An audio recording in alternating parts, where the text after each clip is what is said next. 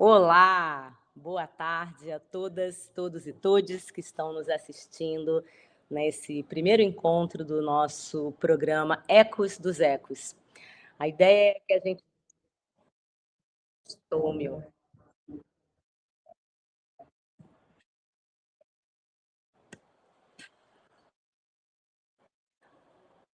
pedir para todo mundo que está aqui na sala, acho que estava me ouvindo meu eco, perdão. Eu gostaria de convidar, sem mais delongas,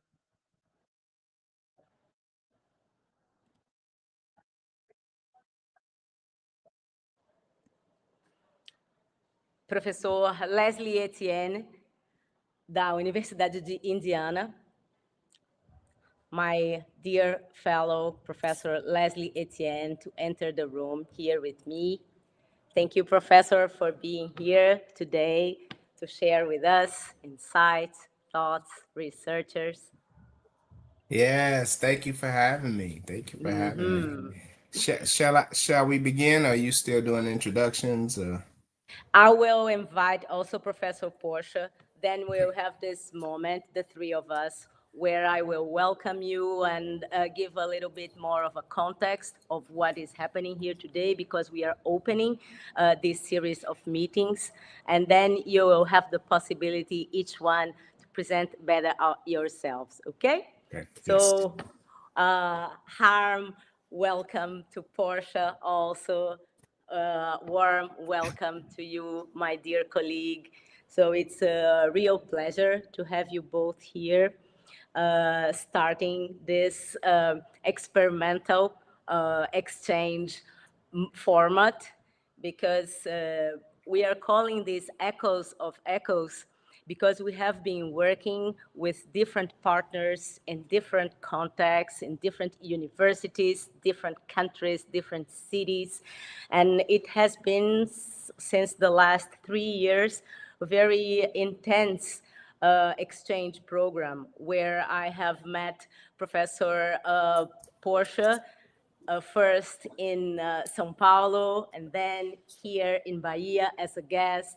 And Professor Leslie, we started our exchange when I was in Africa. I was visiting Ghana, and then we had our first video call where we started to plan this kind of utopia of a learning community across countries, cultures, and also language.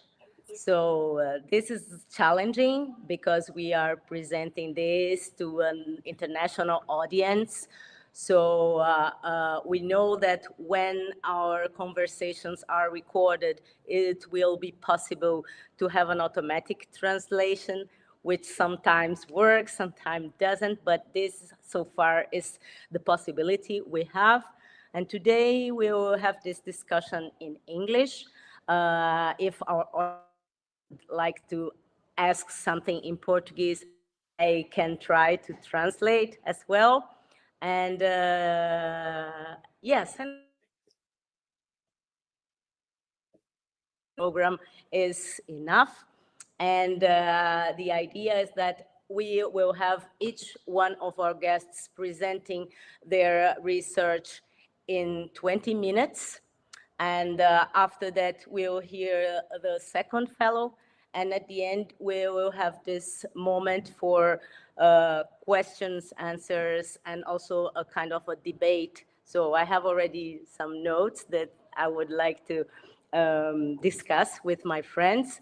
And I hope that at the end, everyone will be also able to share impressions and ideas. Okay? So please, Professor Leslie, I think we redesigned it, and you will be the first one to share today. So be welcome and feel free to introduce yourself again and present your research to us.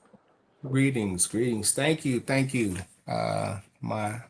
We often call each other colleagues, but we also refer to each other as sister and brother.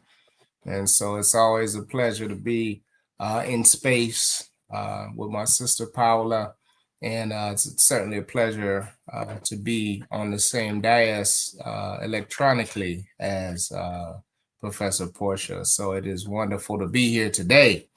My name is Leslie Etienne. I am the founding executive director of the Center for Africana Studies and Culture at Indiana University, Indianapolis, where I am also the director of the Africana Studies program. And I'm an assistant professor of Africana Studies at the institution. I also hold affiliate faculty appointments, courtesy appointments in museum studies and American studies. My research is kind of there's a multi-engagement with a number of different things as they relate to the story and context of Black studies. I work kind of at the corner of a couple places and then in the middle of a few as well. So I do a lot of work in the area of education and kind of educational history and justice. I'm engaged deeply in a study of the African diaspora, and I do some work around cultural institutions and just general cultural engagement with society. So I like to think of myself as a very multidisciplined scholar, and I have just simply because I have a lot of interests. I am a Haitian American. I have, I'm also a Trinidadian American. I'm a first generation American, as it were, as they may call it. My parents come from Haiti and Trinidad, but I was born here in the United States and have, except for a short period of time when I lived for 2 years in Guyana, South America, like right next door to Brazil. This is my home. We work in our Africana Studies program primarily around the general definition of Black studies. So we try to engage as deeply as possible with the original focus of the discipline. So we do the academic work, but we also are outside of the halls of the walls of the institution, and we do the work that we can in communities. We help with running summer programs for young people. We also kind of travel. And so we've had the opportunity to do some wonderful, interesting things as faculty members, as well as the work we do with our students in undergraduate research, which is kind of a hallmark of our work. That is the through line of our work.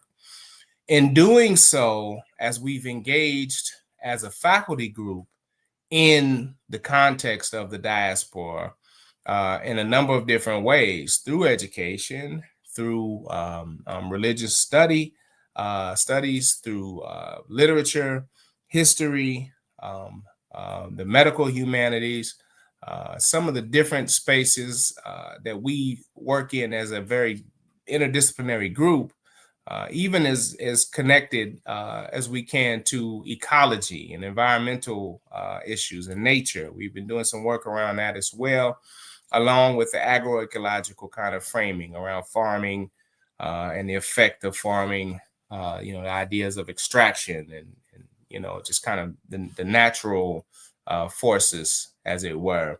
So as we've been doing that, we worked around the idea that we should be working with folks from outside of our space. And we were lucky enough to come into contact with Dr. Ken Dosser, who left here yesterday, by the way. And he introduced me to Dr. Barreto. And so that kind of started the engagement with Brazil. So we do have the faculty portion of it, but we also have the way that we want our students to engage as well. And so we had been working on this idea of a cohort. And once we met Dr. Barreto, we also were able to work with Dr. Yannick Hume at the University of the West Indies, Cave Hill in Barbados, and just kind of build up a team. It was kind of started with us three, like talking through things, and then we just kind of built up a team. And so we've been able to kind of do some successful cohorts in that sense. But what I wanted to do today was talk a little bit about the structure of the cohort and how we've developed it out. I don't know if are the slides up? I can't. Okay. Yes, I think you can share it. Slides. Oh, then, okay. I thought, okay. okay. And then Right. Tasha can help us with the screen. Okay. Format of presentation. All right. Let me pull up. I'm sorry. Perfect. There we go. You got them? Perfect. Wait. Oh, Tasia It's did it there. already. Okay, I thought I did that. All right. And so if we could move on to the next slide.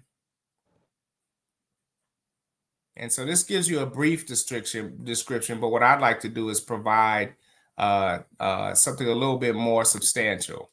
And so Echoes in the Africana World is a conceptual framework coordinated by the Center for Africana Studies and Culture and partners, Federal University, Bahia, University of the West Indies, Morehouse College in Atlanta, University of Cape Coast in Ghana, West Africa.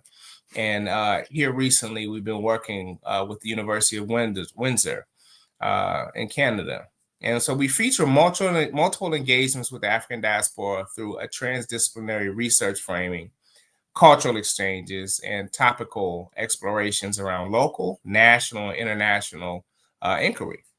The purpose of this initiative is to implement collaborative scholarly approaches that are grounded in cultural principles, drawing on liberatory practices of persons of African descent across space and time.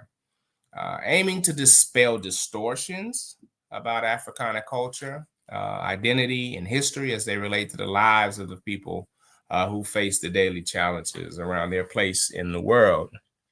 And so our undergraduate student cohort, we were able to kind of spend a whole lot of time in 2022, I believe. We spent a summer developing it as a group and blinding and kind of building up our framework for this. And so it's a digital humanities-based project. It's designed to provide this kind of transnational cohort of undergraduate students. So we built our own consortium and with this kind of knowledge and empirical foundation to lead social and racial justice work at home and in the broader world. The cohort utilizes a transdisciplinary humanities-specific approach to research. So we're talking autoethnography, productions of literature, oral histories, fieldwork, anthropological history, and of course, as we spoke, like these heritage tours, which is the goal. And sometimes we're not able to do that physically, but we are able to do it digitally. And then when we get the opportunity to be places, like we were in Barbados, we were able to go tour Barbados. You might have students in certain places. One of the first cohort students is now here in the United States. We'll be able to see that individual when we go to where she is in school.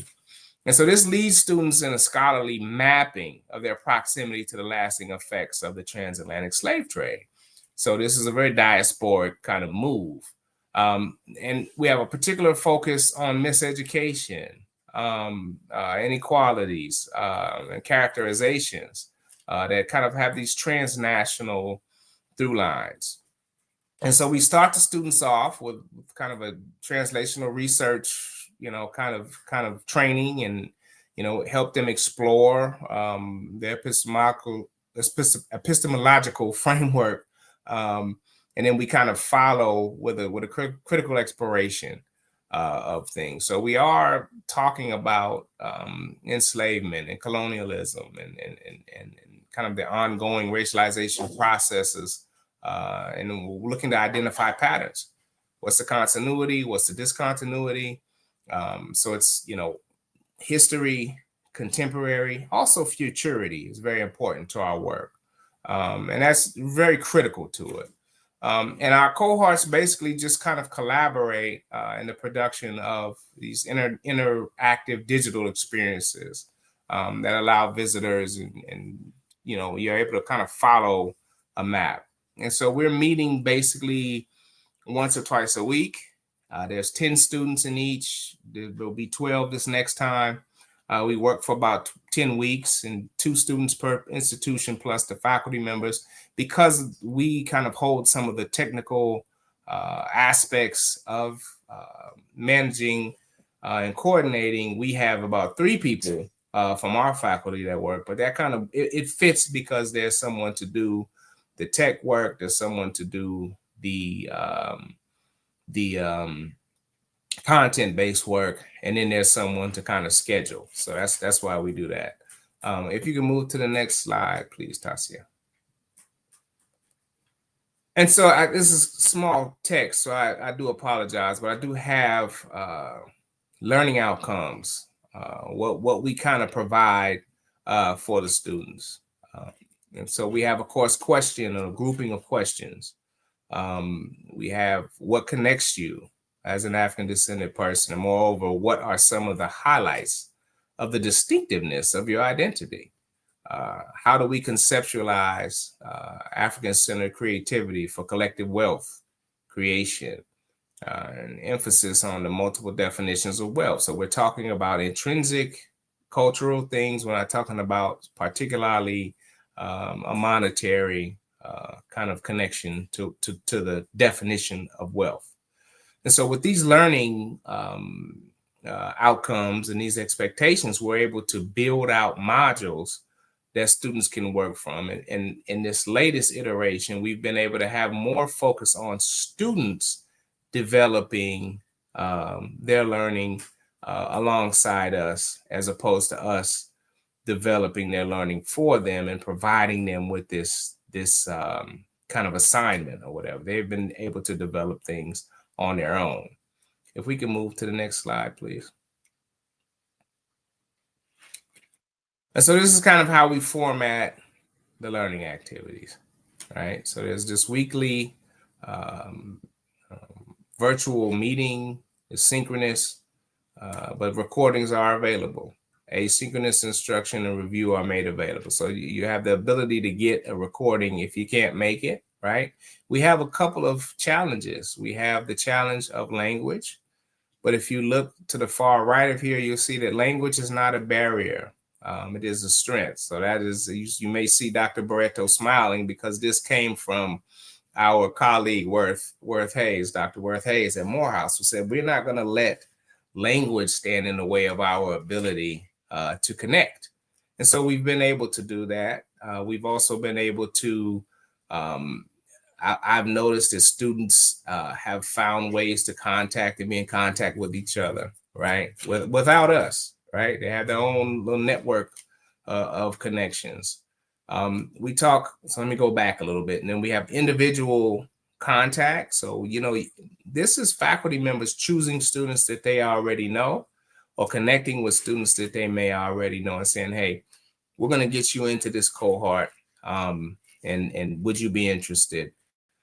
Dedicated learning platform. We use like a Google Classroom. There's a place for everybody to get hold to everything, all the readings, all the recordings, all the resources. We also share these things as we go along. And once you've been in the cohort, you remain. Your echoes forever.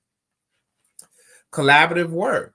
We're able to have students from different institutions, right, kind of connect around collaborative work. And then we always do some sort of final project, and then a weekly reflection is kind of involved in how we move as well, because we want to be able to hear back from people and understand what's going on and where they are.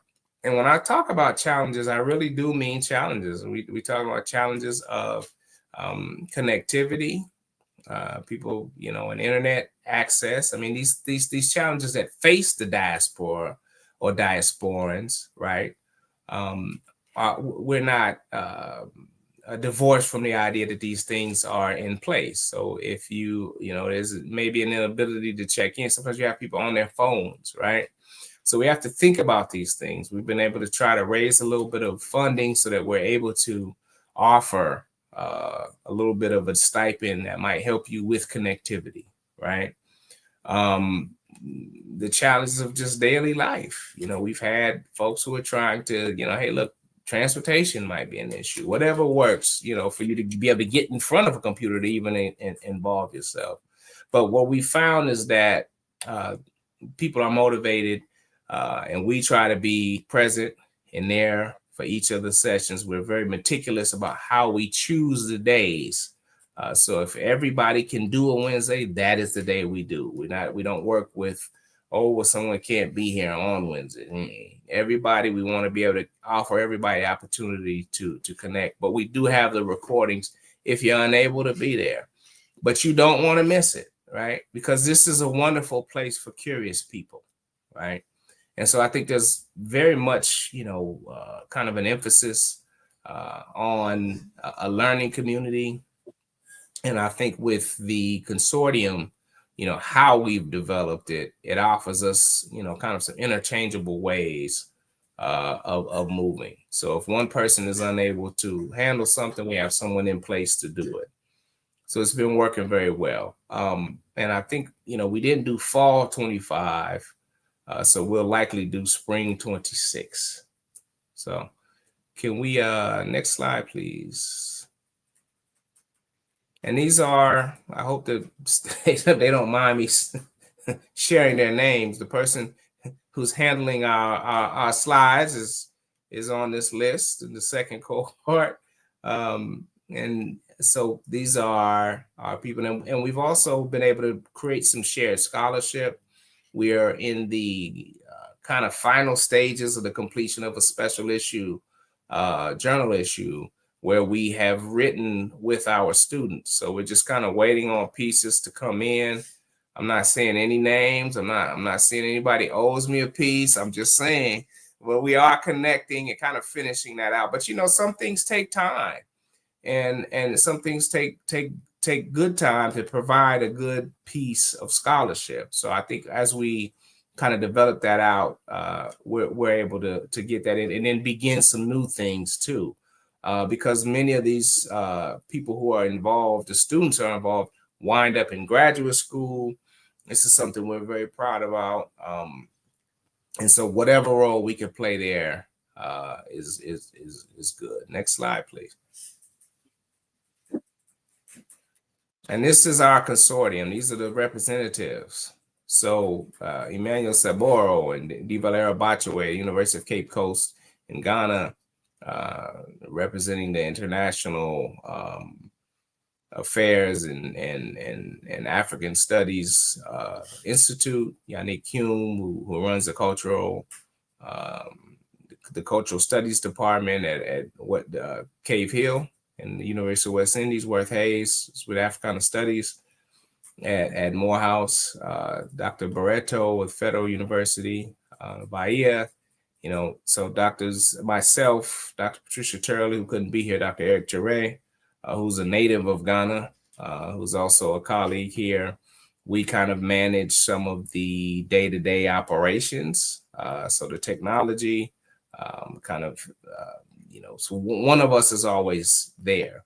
And we just added Dr. Kamisha Siblis from the University of West Indies, Windsor, who runs the Black Scholars Institute at that institution. And so I was able to visit with her when I went. I'm from the city of Detroit, which is next door to Windsor. It's like right on the border of Canada. So I just happened to be at a festival and was able to meet her face to face after a bunch of conversations, you know, electronically. And then she also was able to come here when we had a writing retreat around our ecology meets Black Studies issue work. And so connecting all these things has been very important. And a little bit about each of these people. Yannick is very much our sage, you know, just very wise and just settles us because we could be, you know, moving in a bunch of different directions, but she would always kind of bring us back. Dr. Barreto does the same type of things. Says, hey, let's not forget these three things and keep us focused. And Dr. Sabaro and Bachaway, who are, of course, the farthest away from all of us. Many of us are in the Western Hemisphere. They're the farthest away, but they always are able to kind of engage and provide like these really deep questions. And I think that's very important because questions are an important part of our cohort's work. And Worth Hayes is also just, you know, a person with great gravitas and who, you know, always has a positive thing to add. And these are very strong scholars. So I feel like when we're around each other, we're making each other better. I'm certainly learning from all of them. And I think one more slide. I think I got one more slide and I'll play video. Okay. Was that it? I believe it was. And so there's a point where my time is running down, but there is a point where we have our open lab, and it's much like this kind of connection. And you know, we're able to kind of get together with everybody and share with people who might not understand what we're doing, and so we could you know, offer people the opportunity to be close to our work. And so when it comes down to us needing to be brought to a definition, and so Dr. Botchaway, I believe, has done it very well. And I'm gonna share some of his words with you to close out. So thank you all for allowing me to present. Thank you, Dr. Barreto. And here's Dr. Botchaway. With all of his wisdom. So please, Dr. Botchaway, you have the floor. Thank you very much. Thank you everyone for coming. So I've been asked to, you know, say a few words. So I'll try to say a few words. When you look at what I want to talk about is steeped in the concepts of word, sound, and power. And fundamentally, I draw these from the Rastafari cosmology and liberty. What we've done basically is to attempt a certain kind of strengthening what I refer to as global Africa. In other words, we have continental Africa, but we have to think of global Africa not as a geographical space, but more of a cultural and social space, which is fluid, and where we as elements, as human beings and elements of it, you know, try to build it in all spaces, geographical spaces. And the only way that we have tried is to use this medium, Zoom, to meet Tuesdays and Thursdays to discuss different concepts affecting global Africa and how to build it. We have learned different methods. We have reinvented different concepts. We have come up with new words and new definitions. And that is very important because they are all found in the idea of word. The word is very important. And when we look at creation or the coming into being itself, all the indigenous peoples do talk about a certain enunciation, a certain pronouncement, and that is the word. And the word carries a certain sound, and that is vibration. And this vibration is what brings things into being. Fundamentally, even when we go into physics and astrophysics, people tell us that there was a big bang. Now that big bang actually brings forth sound. And it's this sound that conveys a certain power that brings things into being. And so what we have done, where we have been able to enunciate, to come up with concepts and words, we have to carry these with us and spread them, and not just to keep them within us, but to spread them all over the world, to make what we want, to make Africa to be respected, persons of African descent to be respected, to make these become a reality. And that is what I mean by the echoes that we have reverberating and manifesting tangibles globally. I believe that what we have done is just a tip of the iceberg. We have more work to do. And in fact, we are not going to rest on our oars. We're going out as disciples, as people carrying this idea that global Africa must become respected, must become productive. Let us reverberate the echoes and make things happen tangibly, globally. Thank you. Woo!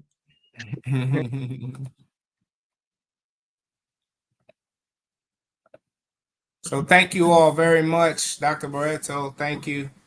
Thank And, you, thank you, really, hand thank it you off. very much, Professor Leslie, Absolutely. for bringing again these words. I was there when he first said that, and I think it represents a lot of what we have been doing and what we are still doing now here when I think of these echoes of echoes and what has been reverberating and resonating since we started this cohort, but also the dialogues we have been dealing with our colleagues in Benin that we just received here in Bahia, and also with Professor Porsche, who is not yet a part of this cohort, not officially, but we have also been working together in this perspective of pedagogical methodologies, also thinking about learning methodologies in the arts and understanding the artistic creativity as also a place of education and the memory sharing. So we have been experiencing very strong and intense exchange program here in Salvador, welcoming professors and artists and researchers that have been also working with the diasporical imaginary. That's why we entitled this meeting today as Diasporic Imaginaries. So memory, education, and futuricity. So also the idea of about these ancestral experiences or ancestral exchanges and encounters, we have been redesigning utopias and thinking of future possibilities. While I was listening to Professor Leslie, I was remembering the ways Professor Porsche defines also her work, because Professor Leslie proposes that autoethnography as a tool to proceed in this diasporical research or way of working. But then Professor Porsche says that she sometimes uses, sometimes refuses ethnography as a methodology for her work. So with these connections in mind, I would like to give her the word, and really happy to have you again with us, Portia. Portia stayed with us for 2 weeks, very strong 2 weeks, really, where we have done a lot. And I am willing to hear you now, my dear friend. Welcome.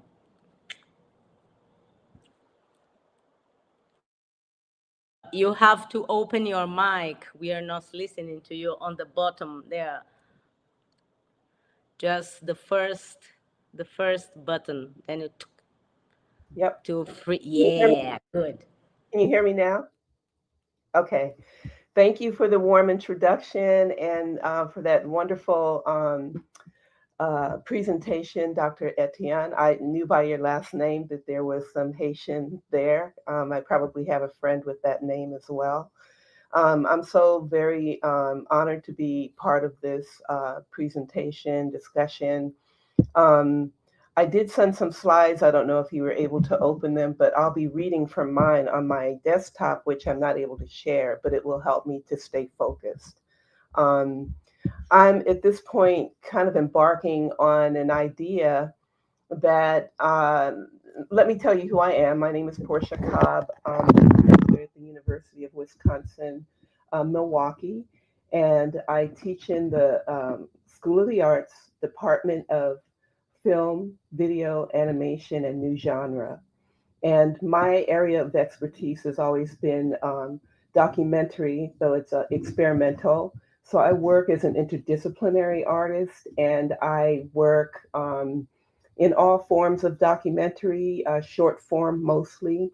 And my themes are typically memory, myth, cultural identity, heritage, return, remembrance, and forced forgetting. And those are connected to my own inquiry of my two-ness as um, a Black American woman whose ancestry points to parts of Africa through my Gullah Geechee heritage. So I know it's kind of complicated, but that's the framework that I've been working on. And knowing that I knew more about myself than earlier than I suspected when I got later on academia and started doing research, I always saw pointers back to who I am based on stories that my mother shared with me, based on cultural things that were happening in our kitchen, or discussions of family through story. So I really have personalized my work almost like diary, but I started opening it up more to examining where I see myself in other places, leading to a lot of different places. West Africa.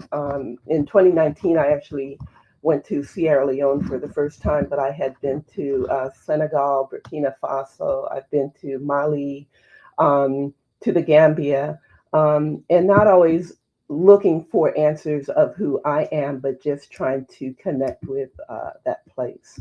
And I had the good fortune of meeting Dr. Barreto at a conference that we were both at in Sao Paulo in 2023. And in our cohort, we talked about water as ancestry. So everything kind of begins with that framework for me, and how each of us in our cohort, coming from different ethnicities, different parts of the diaspora, basically conceptualized that and got to present it in a very poetic way. And so my work comes out of that kind of mytho poetic form. So this proposal that or the title that I sent for this presentation is called Unlocking the Cosmo Diaspora in the Radical Black Imaginary. I hadn't put Black in there, but that's what it is for me.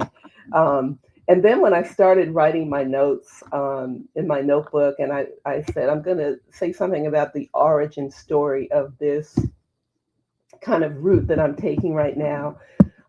Definitely it begins with my recent time in Bahia in June as a visiting artist researcher with UFBA, and having the experience also of, or the privilege of being able to present work at the Cachoeira Doc Festival, where I did a live in situ performance art piece that I called Performing Grace. So when I look at the word origin, of course, what stands out to me now and never did before was the word Ori, O-R-I, and tracing that back to the head, the spirit being guided. And so my presentation there was very much about following my ancestral callings or being guided in that presentation, feeling embodied.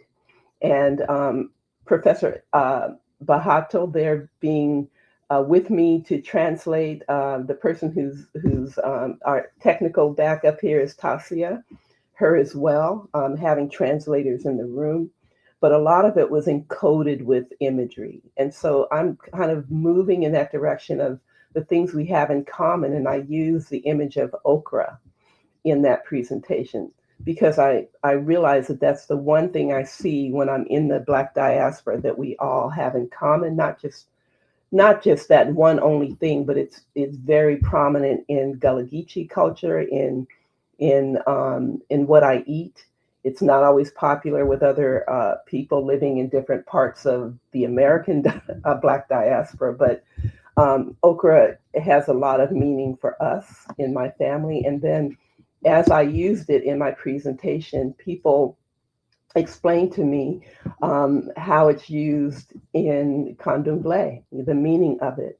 So it kind of begins there. I think my research themes right now, I'm kind of at the threshold, and that's why I talk about this key. Like, I'm looking for the key to answers. I'm going down a lot of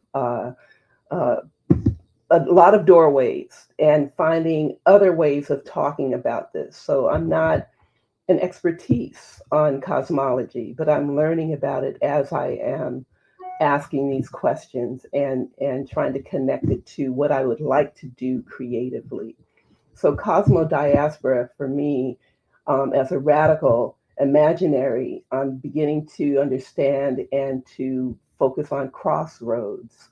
I'm starting to understand that it's very important to tap into ancestral knowledge in spiritual practice, and understanding that in the context of Bahia, which is a site of memory that I'd like to return to, and also through artistic conceptualization, which I've said before, and then reconstituting these fragments to address memory. Remembering is a term I use often, and a remembrance.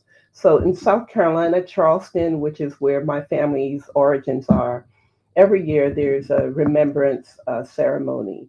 If someone has passed, we call it a remembrance or a homegoing. And I know that's used not just in Gullah Geechee culture, but it's where I kind of find my ways of situating what I'm learning outside of that space. Another thing I'd like to talk is the present. As I said, I'm standing at the doorway of these concepts. So I'm very open to receiving more information. I feel that I'm new to this, but I'm true to this. So I'm hoping that, it's received in a way that is affable, that people are, very open to shifting me in the direction I need to go. But again, as I conceptualize, I'm gaining more information, and it's inspiring what I want to do as a memory performance work. So here in the raw development, my inquiry has found sources that I'm using to begin kind of a scaffolding of sorts that may eventually fall away. I want to quote a student that I met in Cachoeira. Their name is Martins Fortunato. She's an artist and a student at UFRB in Cachoeira. And I hope I've said the acronym for the Cachoeira campus correctly. But the seed of my inquiry kind of began with a conversation that we shared. And it was about kind of meeting each other's practice and seeing, having affinities for the way that they were expressing and seeing themselves. I'm seeing myself mirrored in their work. They're seeing themselves mirrored in my own. And so this was the quote that they shared with me in an email. Our history is profoundly fragmented. Therefore, we cannot say that the construction of our identity is intrinsically linked on the United States or Brazil. This construction occurs in transit, spread throughout the world.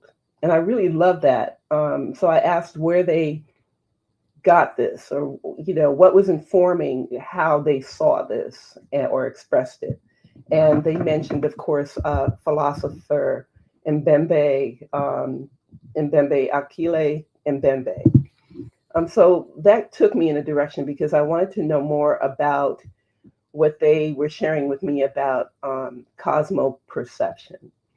And everywhere I went, I'm just telling you, like, when you're on kind of a path, like even yesterday, as I knew I was going to prepare for this, I'm outside and I'm seeing images of flowers. I'm seeing cosmos.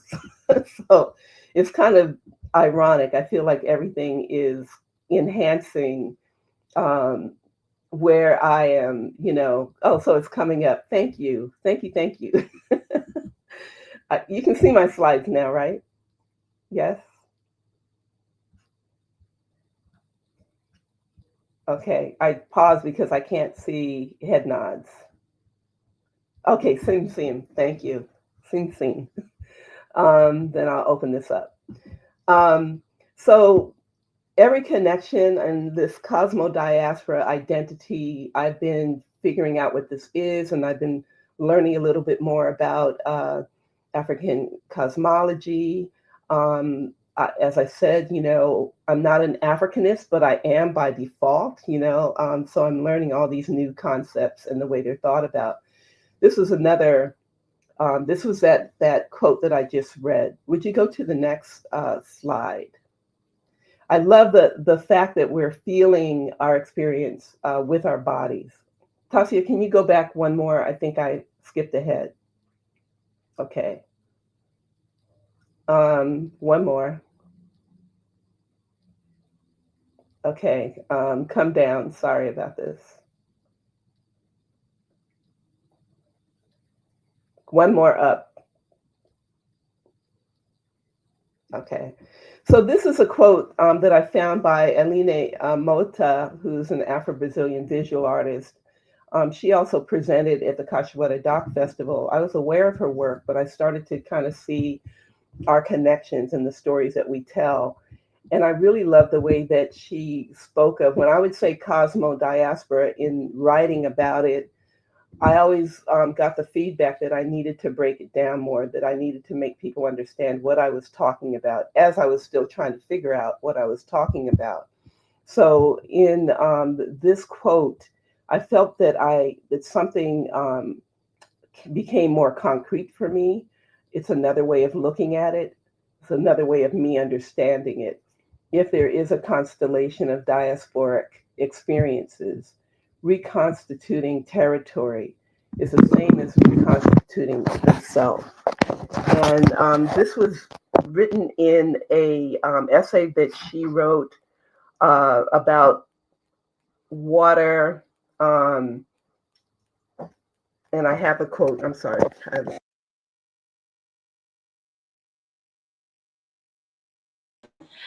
My dear, you just closed your microphone. We are not hearing you.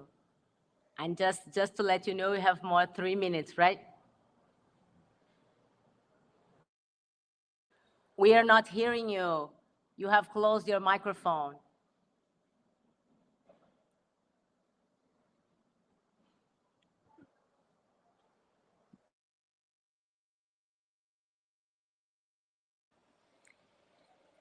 No, there was something, there was like a noise, and then we stopped hearing you. I don't know if there's a mic connected to your computer, and then you closed it, or something happened, because there was a strong noise, and then it cut.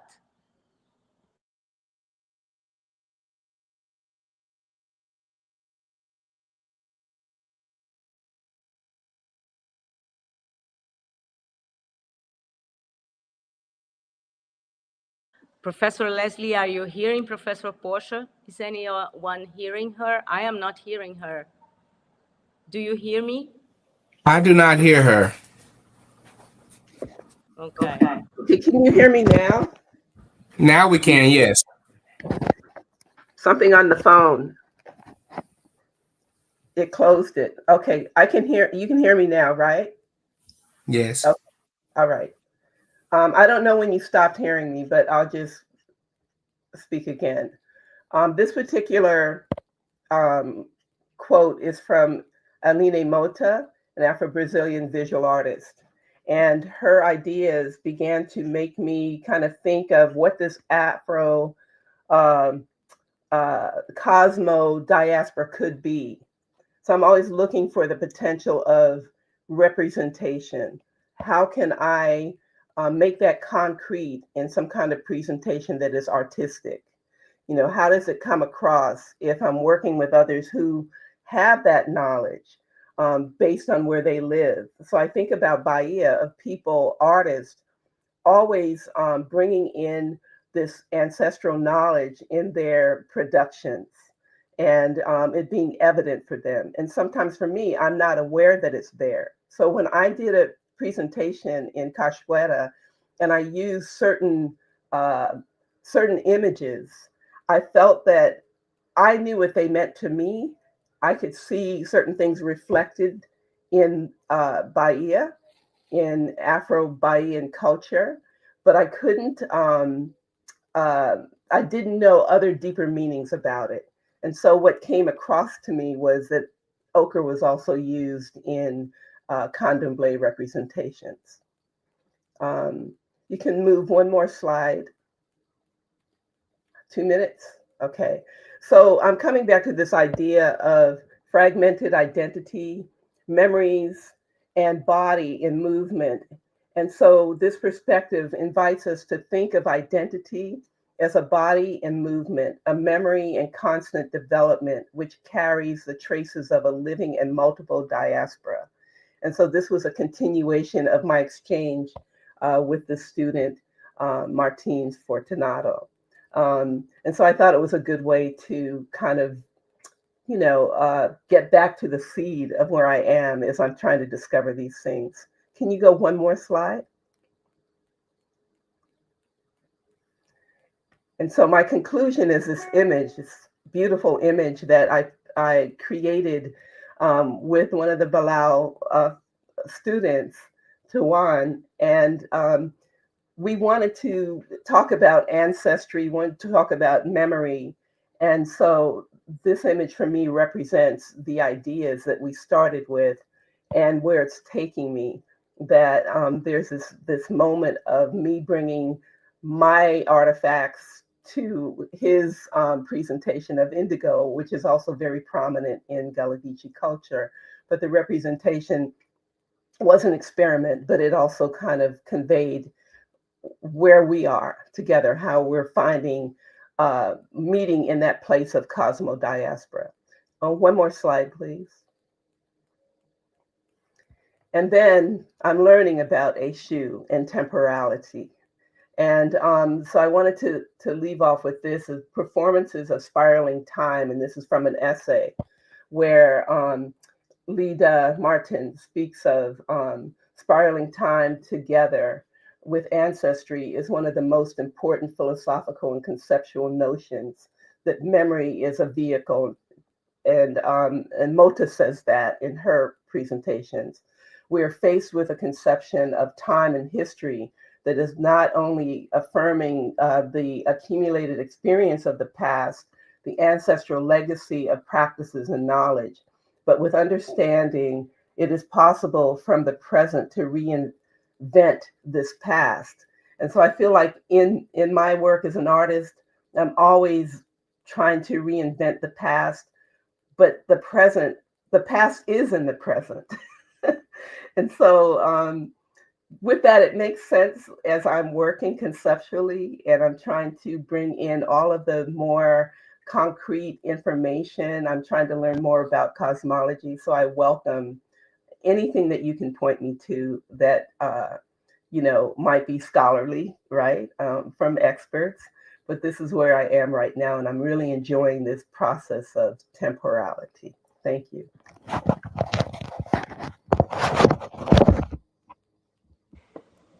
Thank you very much, Portia.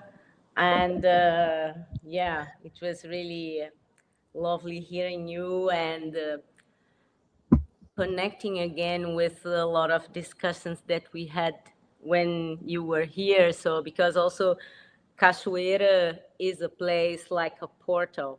So I have this feeling that Salvador and Bahia is a kind of a portal when we are talking about diasporical experience and these travels between continents, but also time travels. There is, again, the noise. Pay attention. Okay. Okay. I am not seeing Professor Leslie Etienne. I'm not sure if he's following us. I have his image now. So, yeah, thank you. Thank you. I was trying to connect some dots and propose a kind of a dialogue to start a conversation in the three of us here. And I would like to start from this aspect of Professor Portia research while she was here with us, so exchanging with our students. And this is also something in common because our cohort, for example, is also based on exchange with students. And so not only scholars, but understanding this the learning experience in its multitude, so as a two-sided experience, so not trying not to separate the pedagogies and the methodologies that we professors are developing, but how we also do learn a lot from our students. So for me, for example, understanding that I was not born in Salvador, in Bahia, so I come here in this territory. I entered this territory coming from Rio de Janeiro.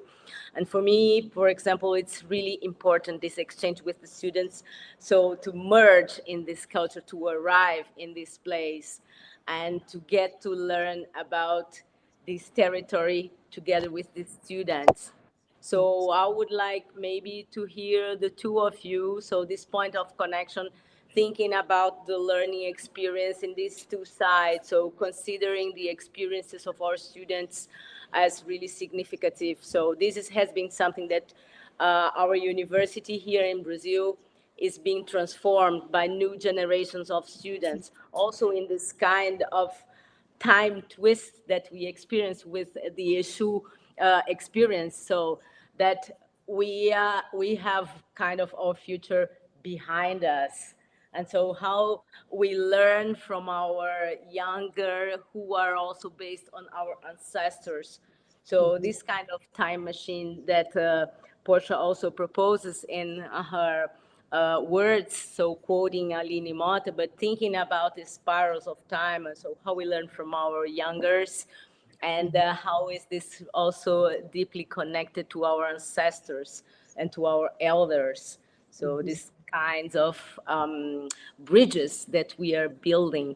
So I would like to hear you maybe about this intergenerational work that we have been doing. I'm really loving, can you hear me? Okay. I'm really having this experience, and before coming, writing a proposal to bring students to Bahia. I wrote the proposal, I created a course, but I have not yet brought the students there. And having gone separately, I realized how important that was, because I got to understand the learning process of students there and how engaged they are and how open they are to working intergenerationally. So for me, that was reinvigorating, because I've been in the academy for 33 years, and sometimes I enjoy the experience, and sometimes it is always a challenge in some way, fashion, or form. But you know, my students are getting younger, and I'm not. So to have the opportunity to be in Bahia as an artist and as a researcher, but being open to learning. And I was open to learning of place of from the students and how they were learning and how they were applying their learning. So I really, that's what I have to say about that, that I can come back with that information, and it creates kind of a bridge, because I can talk to my students differently about what I experience through younger people, you know, as far as professors as well and scholars. But younger people really kind of, I can say this is what they're interested in, and not have a presupposition of it in a curriculum where I haven't had that experience myself. Yeah, I would agree. I think there's this idea that the one is that sometimes it takes for us to as professors. Oh, I see Ledson in there. Bom dia, Ledson. It takes the time for us to kind of experience a place, and then also, you know, to be able to set a path for the younger kind of generation to come and our students to come. So you know, for me, there's this idea that we've been twice. There's this idea that we want students to go. I think I went first by myself, and I was very kind of life-giving for me. It was cathartic. But the other part is then we brought a team of scholars, and now we're able to have the conversation, I think, a little bit deeper to say, okay, what does it look like for us to send students down and spend the time, you know, if it's not for a full semester, at least for, you know, a week or 2 weeks, or, you know, just to have the experience. But also I think it's important, Professor, and I don't know, I just be curious what you think about this, a reciprocal kind of like not even reciprocal, but to kind of keep the idea of us spending time as scholars there as well. So I mean, like maybe, you know, maybe a mixture, you know, we bring students, we're there too, but then also for us to go and have these experiences, because when we went, we took an artist, we took a musician, we took a spiritualist, we took, you know, scholars in these kind of different areas. We took a biogeo chemist with us who does work in ecology, right? And so I do wonder about that, like, you know, but just continuing to make it, and then also trying to make space for there to be, I said reciprocal earlier, because we want to see them here too. We want to see them in places too. So it's like we get Dr. Barreto soon, you know, and I'm going to be selfish, but not too selfish, because I'm already trying to like look at the plane tickets so that we can make sure she gets to Milwaukee. You know what I mean?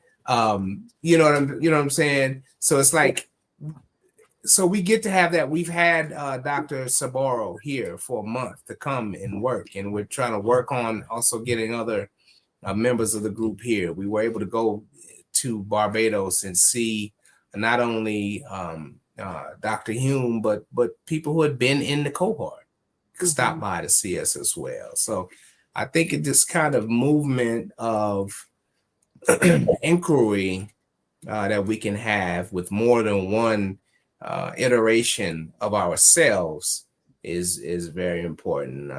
That's you know, so I'm just kind of curious about how that plays out, but I do want to continue along those lines.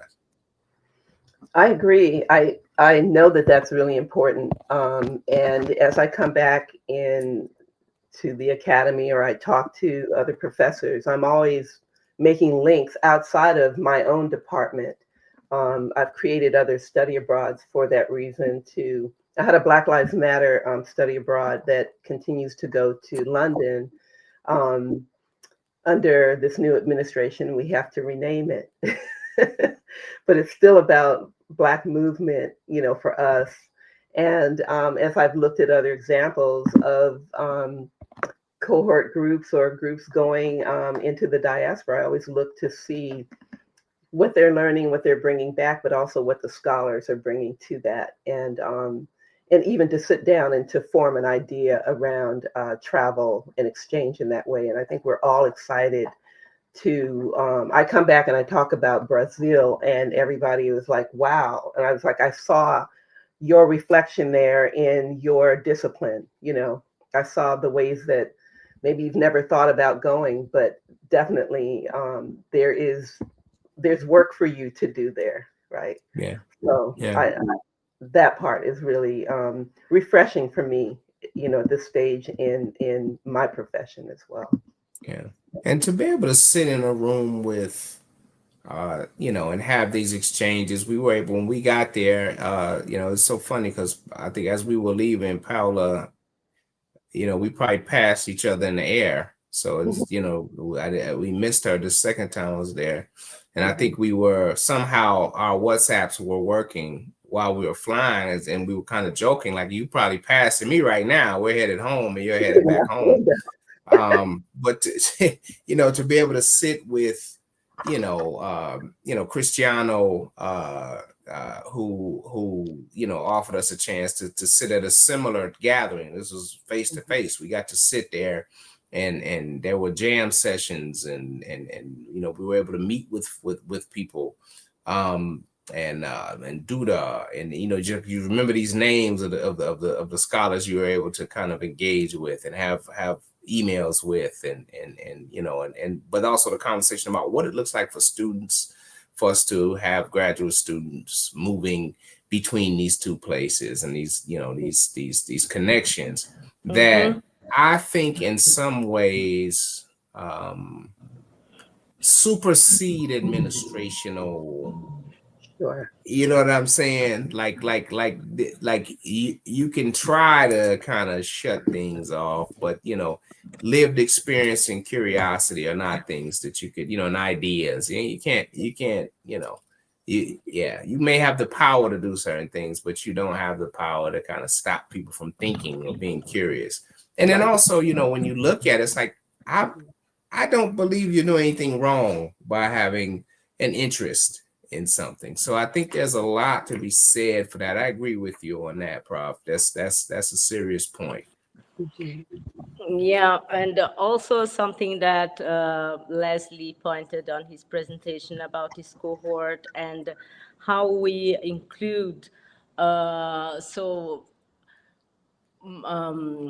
This is something that we have been developing a lot here in UFBA. So it's the doutores honoris causas ou mestres do saber. So it's to include in our references the masters. I don't know how to explain this in English. Maybe Portia can help me. But masters that have like Mestre Moraes, who is a capoeira master, or Assisi de Oxalá, who is a griot. So people that have ancestral knowledge, they are acknowledged by their communities, and whose knowledge makes a difference in their communities and is also being valorized now in also this transformation at the institution of university. When I was suggesting this discussion about this intergenerational relation, so that we build inside our group studies or our cohort, I would like also to relate this to this new way of understanding knowledge inside our universities that considers ancestral and traditional modes of understanding the world as in hierarchical, not less than scientific perspectives, but a different way to address problems. So how this changes also considering this diasporical experience or of peoples that has been taken from their lands, from their territories, people who has been also extracted their ways of understanding the world. So thinking about emancipatory pedagogy or educational that frees really also means to rethink our universities. Otherwise, we will have the same university hierarchical kind of shaping knowledge and understanding the importance of the scientific method or the very hierarchical structures. So, of course, we are older and we are professors and doctors that have studied a lot and we have different experiences of the world. And when we exchange with our students, we are in completely different levels. But if we understand as a cosmo perception, using the word that Professor Portia brought, if we have this cosmo, this whole and integrated vision of what education can be, then we have a very different university as well. So, and I think that the work that we have been doing in our cohort, also the work that we are doing with the colleagues that are in Abomey Calavi and universities that are part of this echoes of the diaspora group that connect us with us here points to this different perception of reality indeed. When we hear, for example, Professor De Valera talking about this African understanding of our place in this world as well. So I was just like to share, because I was thinking about this cosmo-perception concept that Portia brought to us. That's also Oyeomi Oyeronke. So this Nigerian philosopher, because Portia asked if we knew about any references that could help also to dive in this cosmo-perception concept. So I would suggest to read her, but I was also thinking about Mestre Nego Bispo. Nego Bispo, who was this Quilombola leader, and Nego Bispo, he had this concept of cosmophobia, that in the Quilombos we fight cosmophobia. Cosmophobia is this very thinking that everything is separated. So understanding the reality in splitting everything. So scholars, students, science, tradition. So this binary thinking, and not only binary but separated, right? Separability. Also, there is also this Brazilian philosopher, Denise Ferreira da Silva, who lives in the US, who writes a lot about the separability as a strategic of the Western thinking to cut and also to destroy the ways indigenous cultures and African cultures understand not only knowledge, but the life experience as a whole couldn't be separated between science, this and that. That's why I am trying to provoke you, because the three of us, we are scholars, so we are inside university institutions with all its law and demandings for us on how to behave. But when we are facing really what it really means to understand life and knowledge, maybe sometimes we need to include food, for example. Professor Portia brought us this experience around okra. When we received our colleagues from Benin, it was through food where we have our deepest conversation between our ancestry and memory. Of course, as professors and scholars, we were also discussing philosophers and books and so. But when we are sitting around the table, then this dimension of gesture and memory, it took us by our bellies, you know. So when we talk about Eshu, Eshu is also an Orisha who also governs our stomach as well. Wow. So really going deep into a philosophical Afro-diasporical cosmo perception, maybe would suggest that as scholars we should cook more, or or eat more together, Yeah. I think this is, it's so interesting. Can you hear me? Can you hear me? Okay. Now, some of the expressions that younger people are using, even in social media, or how they talk about eating, like somebody really ate. We can play on those metaphors, like, somebody did well, they ate, like when they talk about Beyonce or whatever. And so I do think that we can definitely bring that into our understanding of how we share knowledge. It's sharing knowledge, basically, right? And people find different ways of talking about it. I saw a proverb, an Eshu proverb, about Eshu killed a bird yesterday with a stone he threw only today. And so that's kind of, I'm in that zone now, trying to understand what that is, especially in how, the amalgamism of what we're doing as professors and as scholars and artists as well, to bring those concepts in. But I love what you were talking about, the cosmophobia. I'm really interested in learning more about that, that idea. Lilian is at YouTube. I Hi, am seeing Lillian. Good afternoon, Portia, my sister. Saudade. So you in the US, you also has cosmophobia? She's asking. Oh, yes. Yes. Especially when people don't know their roots or feel that they don't have any. When, you know, I no matter who they are, or I have students in my classroom who you ask a simple question about origin and they only know their immediate family's origins, and they've never really researched anything beyond that and never thought it was important to. You know? So I would say that that's one way of seeing that. Yeah. Yeah, I think we are trying to face it and to do different. So I am really happy. So Professor Leslie has just invited me. So next month I will be there in the US. So having the possibility to eat together and to be together in the same space, not only electronically.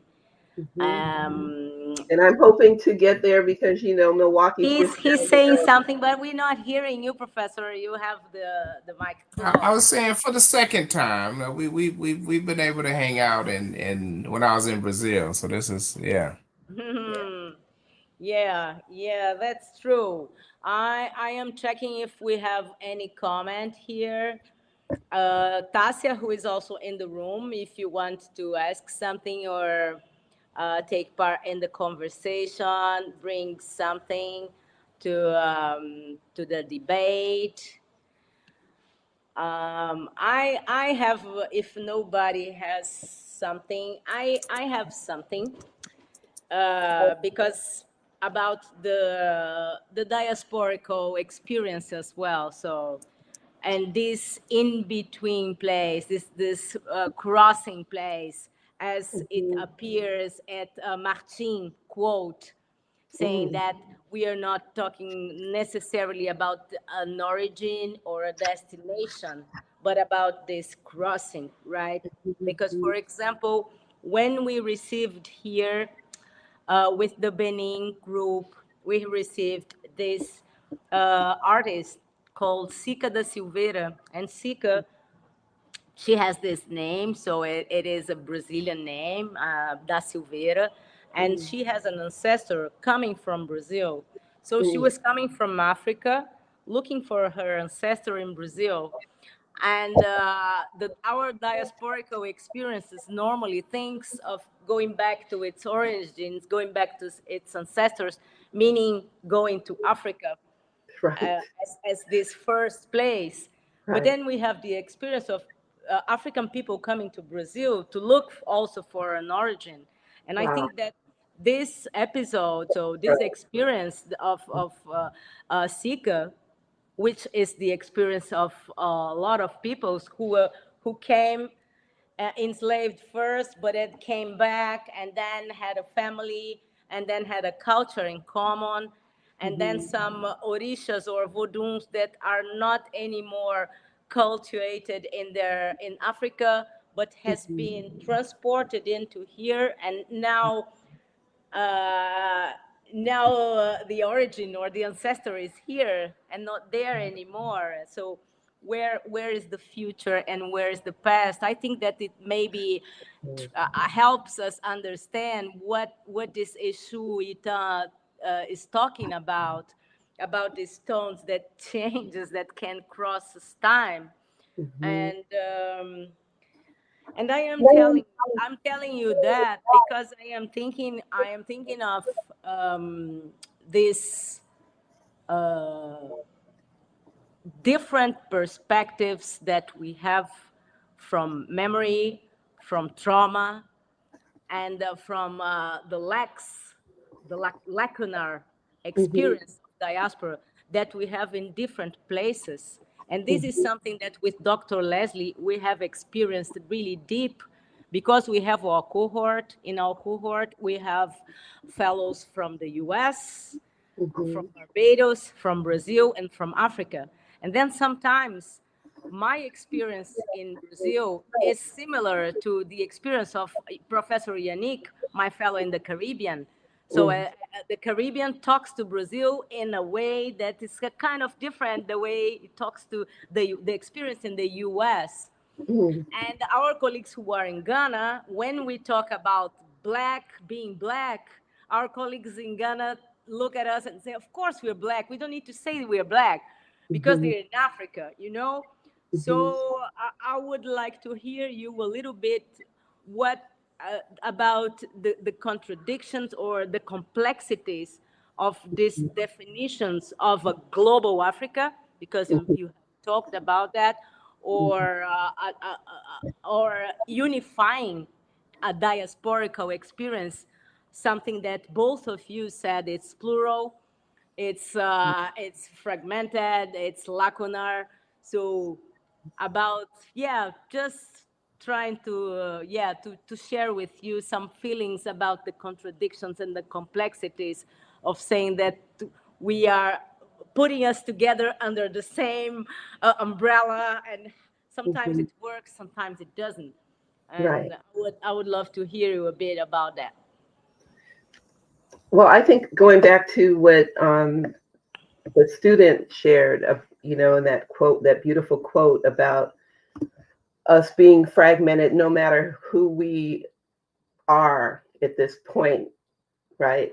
And then what Aline Mota talks about, the reconstituting memory, or reconstituting ourselves through this search. But I also thought about a quote or something that I wrote that was in a video I did years ago, that was about returning to Africa for these answers. And so I think we lost him. I think so. This quote was, along the path of lost ancestors, she encountered other wandering Africans through doorways of no return. So us is coming back from the diaspora looking for our lost ancestors, through that doorway, right? And we're encountering each other, and each other is coming from different parts of diaspora. And so I feel that for me cements my experience in Brazil, and learning that it's not just about me describing myself. I describe myself over here out of necessity. I'm Black, right? Or we don't talk about all the other aspects of our identity here because you're seen as one thing, right? It's monolithic in a way. But of course, in Brazil, it is not.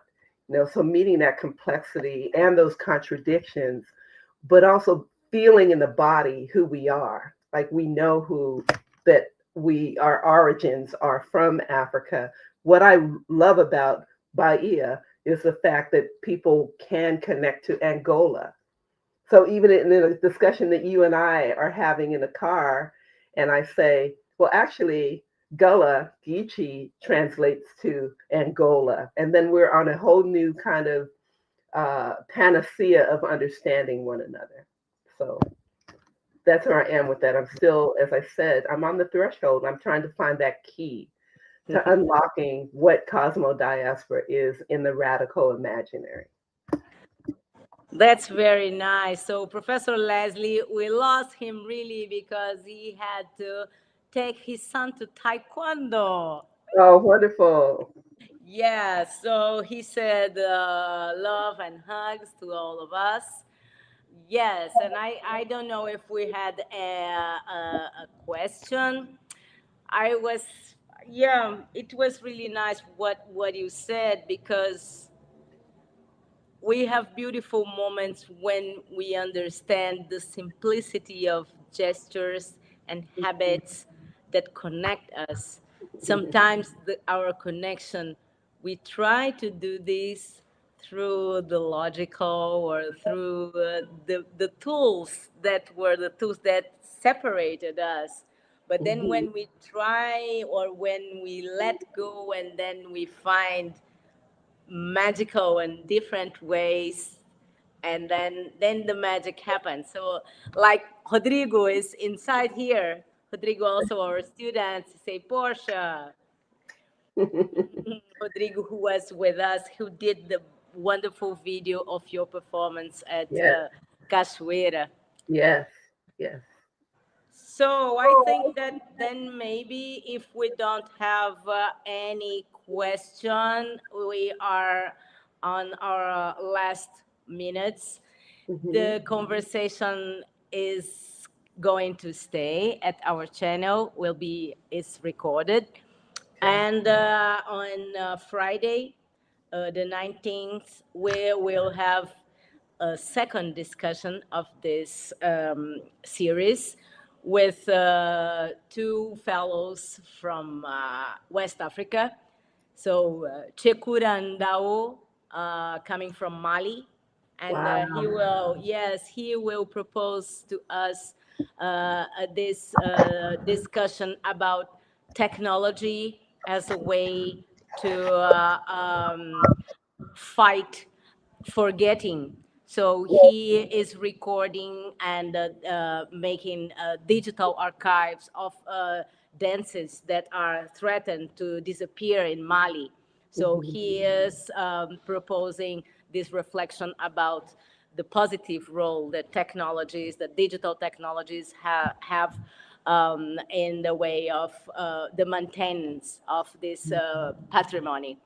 And he will be in discussion with Vinciane Mobio, who is also a PhD candidate working on this